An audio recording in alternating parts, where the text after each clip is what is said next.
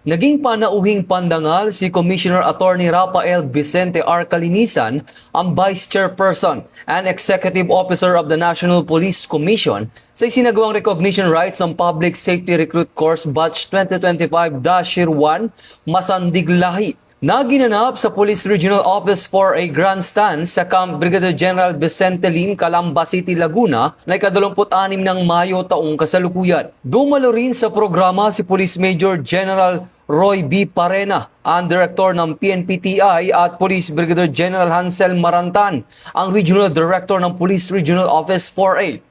Bukod sa mga opisyal, mas naging makabuluhan ang seremonya sa presensya ng mga pamilya ng mga police recruit, saksi ang kanilang mga magulang at mahal sa buhay sa sakripisyo, dedikasyon at mahabang pagsasanay na pinagdaanan ng mga bagong pulis bilang paghahanda sa kanilang tungkulin sa paglilingkod sa bayan.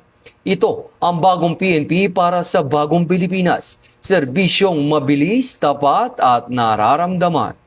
Mula dito sa National Headquarters ng Philippine National Police, ako ang inyong PNN correspondent, Patrolman Edwin Baris, alagad ng batas, taga-taguyod ng Balitang Pulis.